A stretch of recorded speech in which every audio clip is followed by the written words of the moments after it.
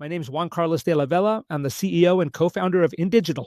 And today we're going to talk about this problem that affects many companies, which is smishing, okay? SMS fraud, right? It's an issue that affects not just, let's say, any country, it affects any sector, not just the banking sector, it affects all sectors. And it's becoming a very significant problem in some ways for many customers, for many brands, for various reasons, as we're about to see. Okay. First of all, we're going to talk about InDigital, who InDigital is. InDigital is a comprehensive communication platform that allows you to effectively manage all of your customer engagement. And we're going to go directly into a detailed discussion regarding this problem and the cases, the specific ways in which they are impacting the current situation, and a possible solution that we've carefully developed and successfully implemented with several clients. Nowadays, this problem is a big issue for brands because of examples like the ones we see here.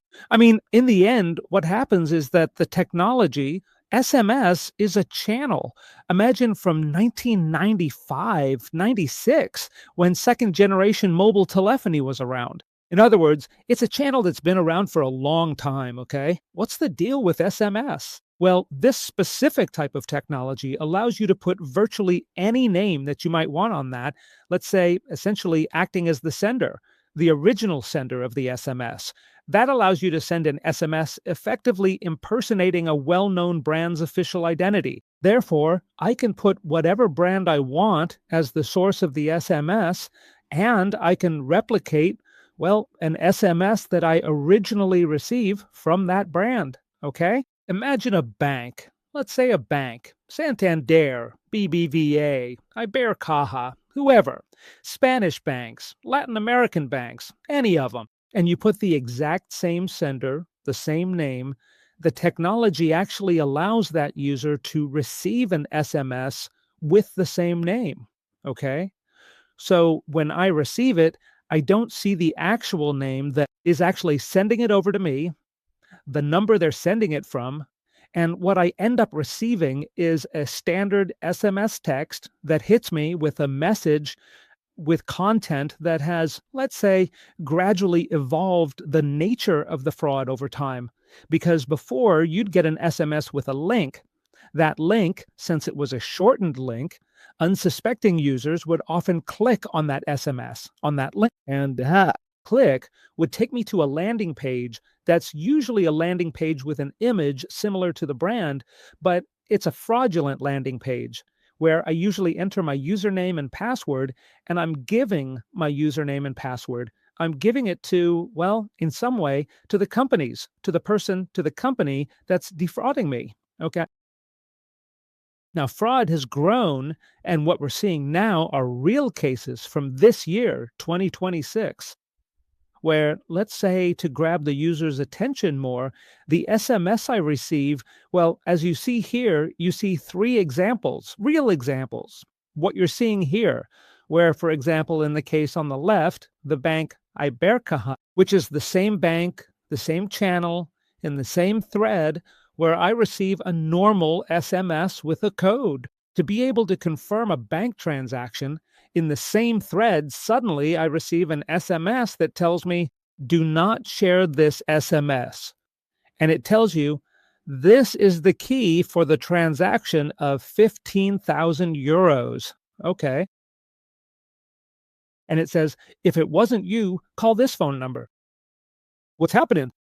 That phone number is a fraudulent number, where surely if you call, what happens is they tell you, they answer as if they were the brand and ask for your keys to be able to act with you. What happens? What's happening there is that we're giving the keys to, let's say, the hacker, to the company that's committing the fraud. Okay. The second case is the same case, a case of a brand that, in this case, could be Santander, which is the same. A transfer, if you don't recognize it, call this number. Another number that is fraudulent.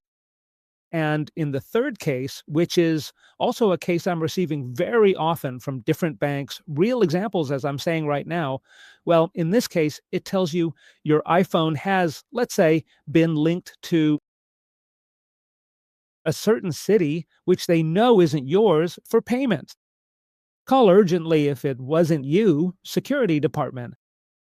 What happens? That a person, if they don't know that this is a fraud, the normal thing is that when they see they're sending you an SMS for that reason, you call and say, "Hey, I've received this SMS. I've received it.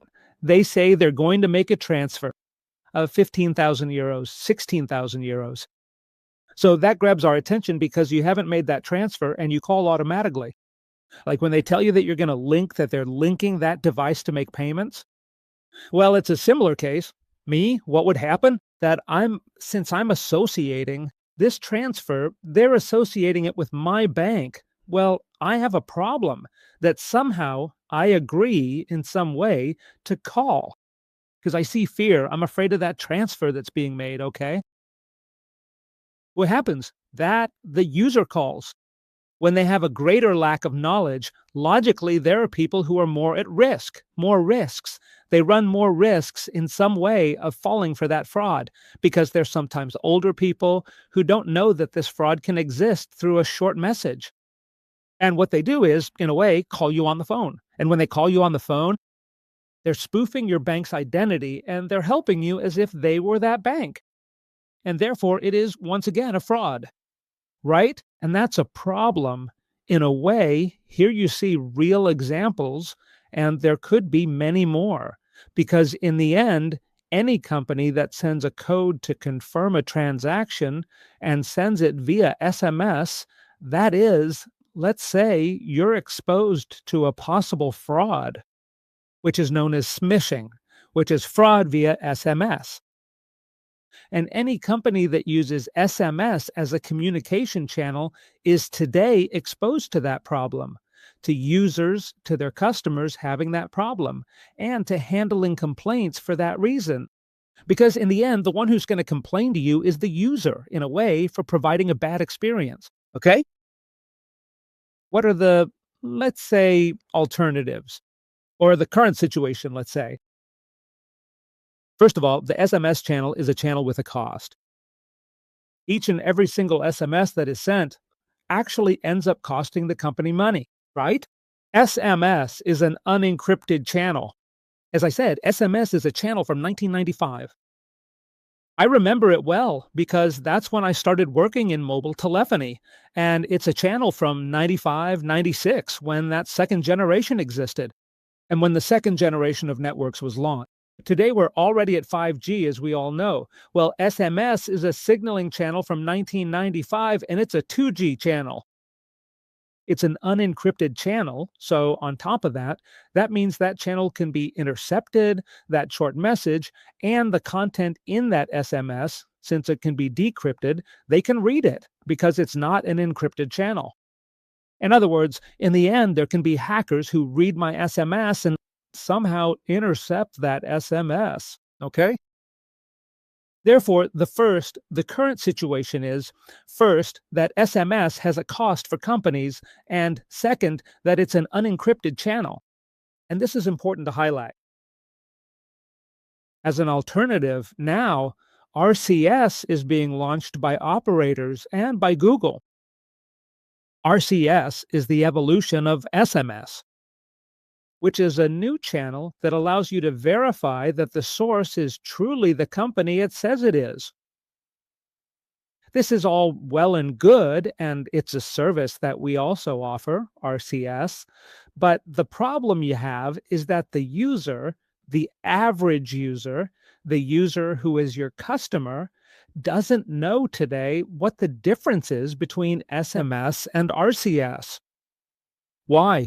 Because RCS is a new channel that right now only exists in several countries. For example, in Mexico and Spain and France, in some European and Latin American countries it exists. In the United States, it's being implemented little by little, but still not all carriers offer it. And the problem is that RCS is a channel, in theory, that allows me to identify who the sender is and allows me to verify the sender. But the problem is that the average user doesn't know the difference. Therefore, they don't know how to differentiate and don't know how to tell the difference between an SMS and an RCS. That is, there's no culture of differentiating because somehow we haven't taught users that difference. What is the third problem? That RCS and SMS arrive at the same application, let's say the same inbox. That is, when I go to my smartphone and open the short message application, in the same icon, in the same inbox, I receive SMS and I receive the RCS. I think that's a problem somehow because the user, as we say, doesn't know how to distinguish it. And if on top of that it's received in the same inbox, well, somehow the possible fraud isn't reduced because you can't say, hey, when you receive an RCS in the application you're going to receive it in, which would be a different icon within your smartphone, whether it's Android or whether it's iOS, that application where you receive it was somehow different.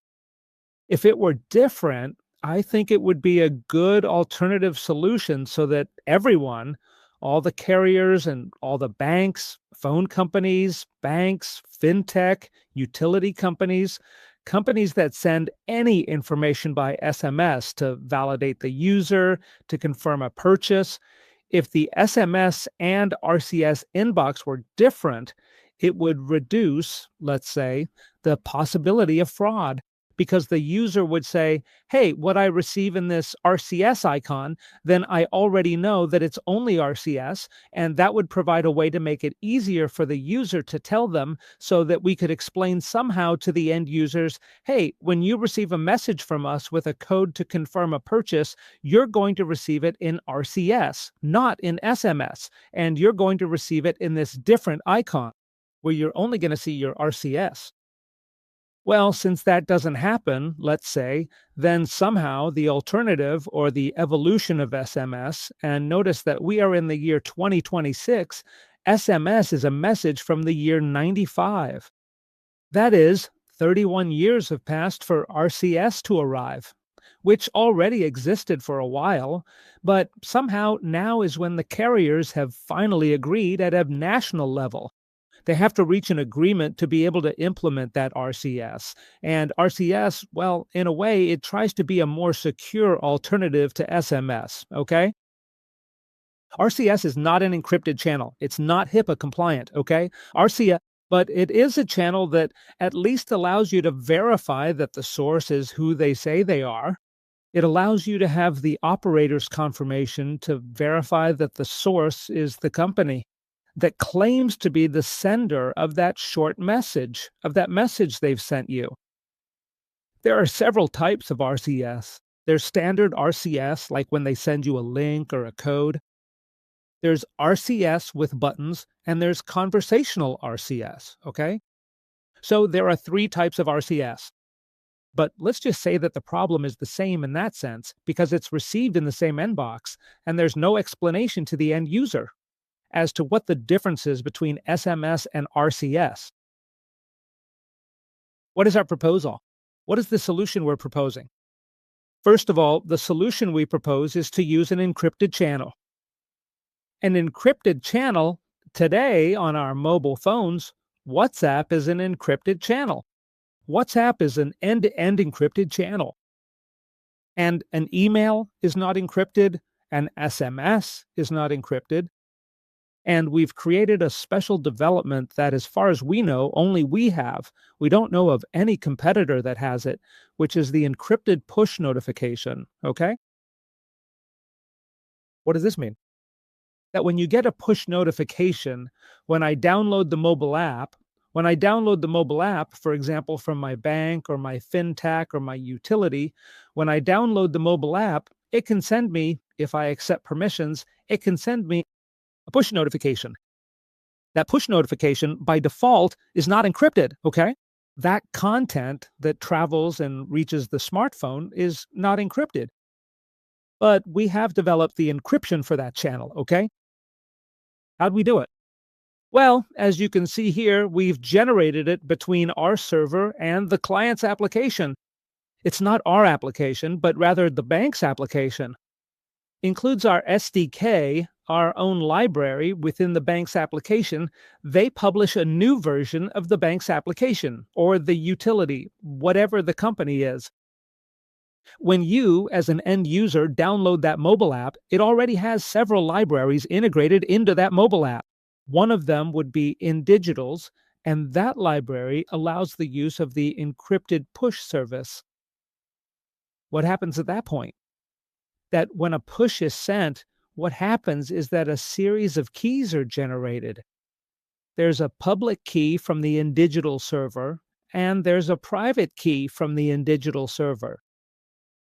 And on the side of the client's mobile application, a public key and a private key are also automatically generated and stored. In that information exchange process of receiving the push notification, when I receive the push notification, content travels that is in an unencrypted and plain format.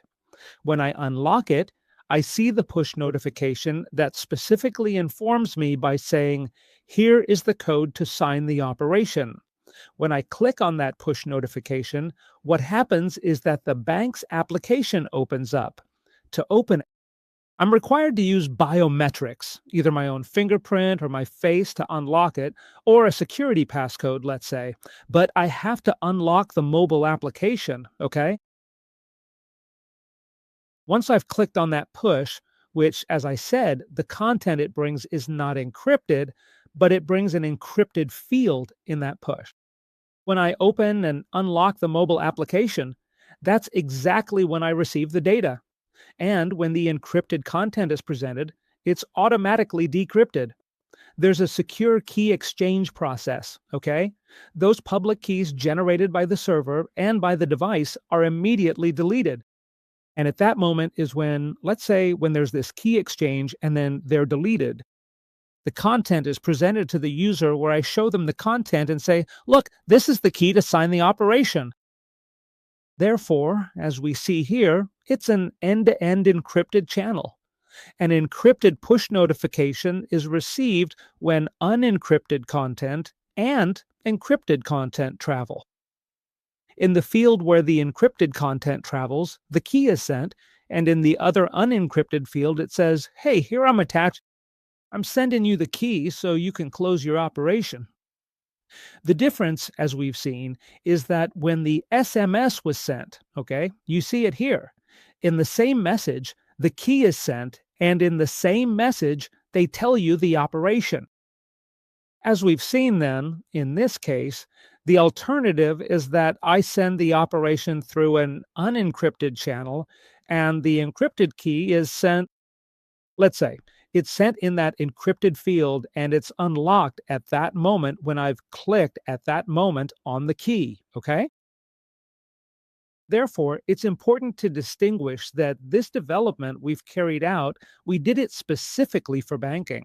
And it's an important development that allows using an encrypted channel. It's true that it can only be used when you have the mobile application installed from your bank, or your utility, or your fintech, or whatever client it is from whatever sector. But there is an alternative, and that's why we're going to explain it. But there's also a significant saving for brands. For brands, there's also a very important point, which is, as we've seen before, every time an SMS is sent, there's a cost per SMS sent. In this case, what you're sending are push notifications, and there's no cost per delivery. There's a monthly fee they pay to Indigital, okay, which allows you to reduce the SMS cost for brands by at least 50%. Okay.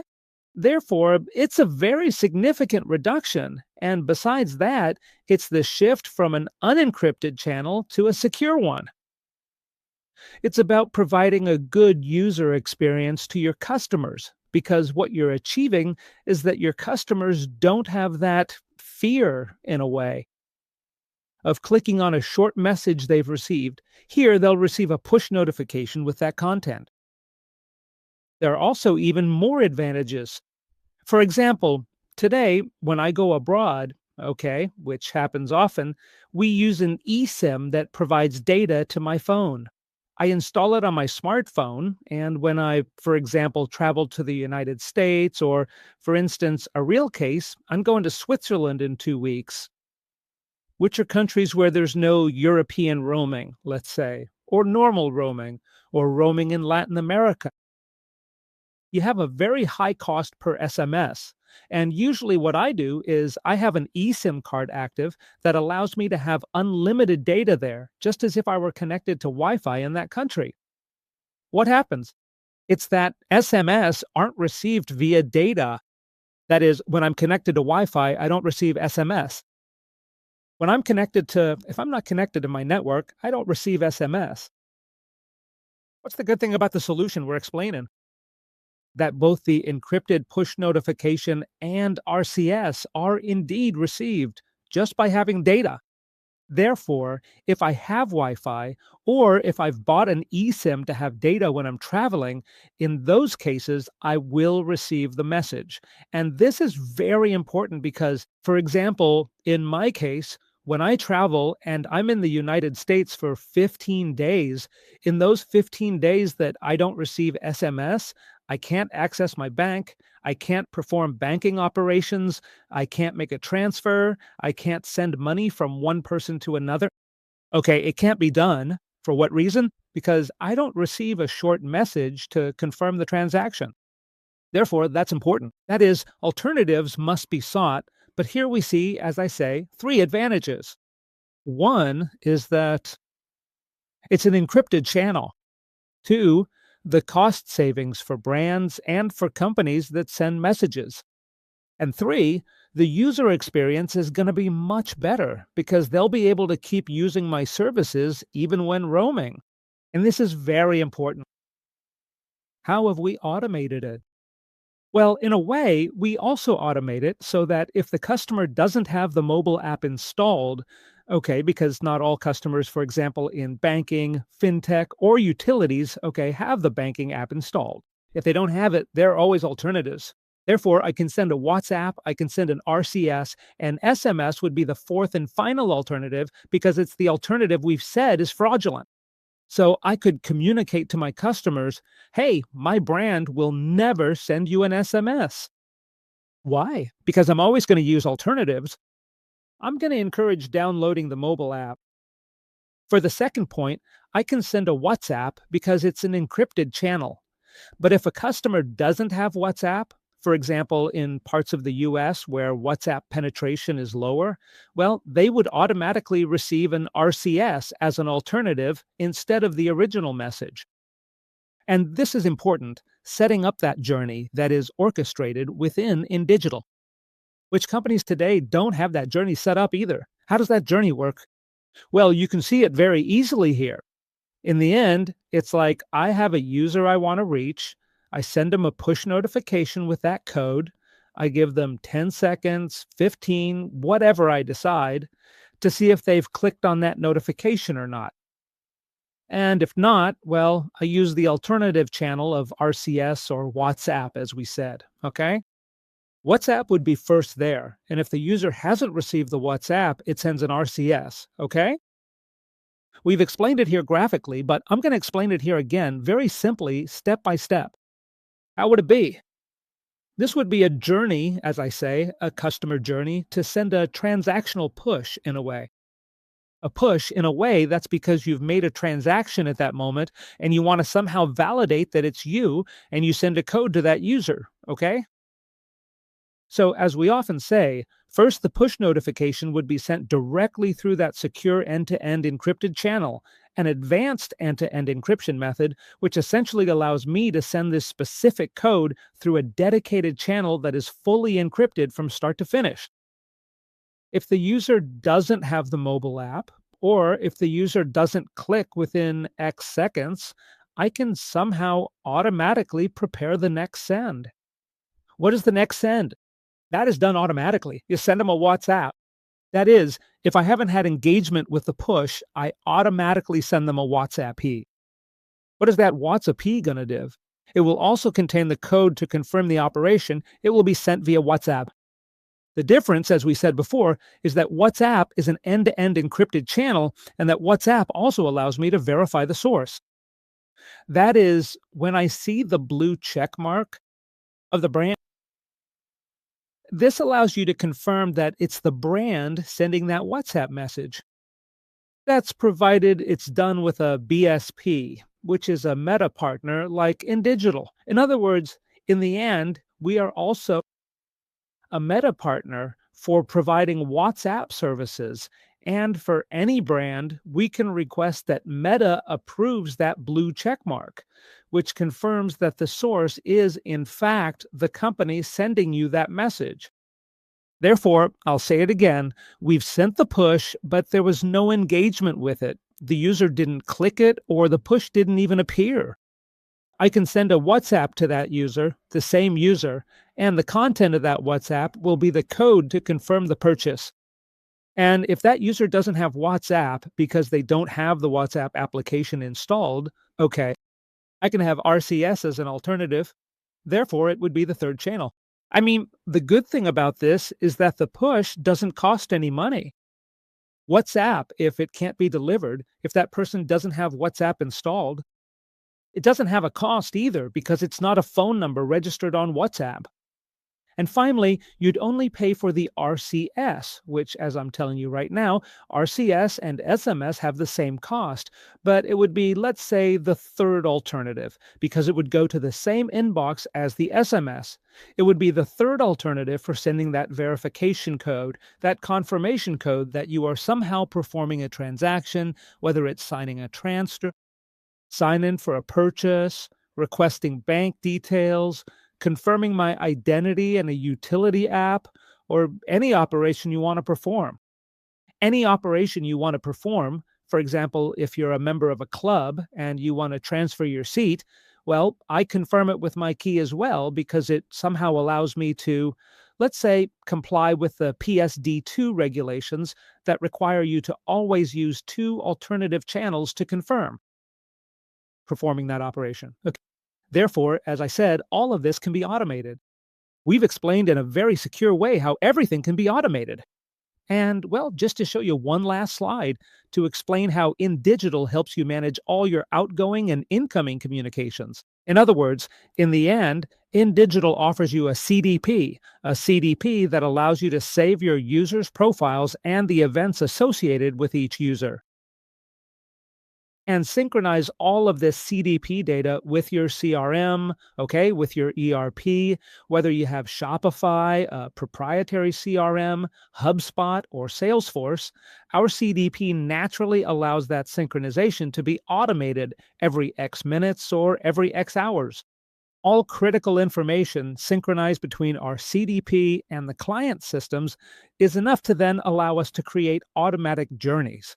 Those journeys will allow filtering and saying to this user who bought from me 20 years ago, who is over 20 years old, and made a purchase of more than $300 a week ago, I'm going to send this engagement campaign again. Okay, so that campaign allows me to send it through, let's say, that customer journey. And here, the important thing is the orchestration of channels. The importance is, as we've seen before, it's using the different channels, and that the AI decides which is the best channel at each moment and which is the best channel for each user. Because all users are not the same, and in the end, there are some users who want us to interact via WhatsApp, others interact more via email, others via SMS, etc. Therefore, the key is in the orchestration of channels, in not impacting a user many times in a way that impacts them by email and at the same time by SMS or by a push, but rather that you have an orchestration of channels. And then I send them an email and say, if they haven't opened it in 2 hours, I do this other thing. And if they have opened it, I do this other thing. And that you have a journey that lasts, well, X hours or X days. And you have different journeys. And the good thing about In Digital is that we also offer inbound communication. Let's say one way is inbound communication channels so that the user also, when they communicate with you, also allows you in some way to give a response through an AI agent that we prepare for brands. Therefore, this is also very important. That is to say, in the end, In Digital is a communication platform for both outbound communication and inbound communication for brands. And it's very important when it comes to somehow being able to manage those communications and improve engagement with customers. Well, that's all. We're done with this. I'm at your disposal for any questions, to do any testing, and I hope you liked it. I really hope that this information helped you understand how to use encrypted channels and the significant danger that all brands face with SMS, and some effective ways to avoid it, and how to look for alternative solutions, which, as we have already said, are much cheaper, are fully encrypted, and allow for a much better user experience overall. So that is it for today. Thank you very much for watching, and I hope to see you again very soon. See you later.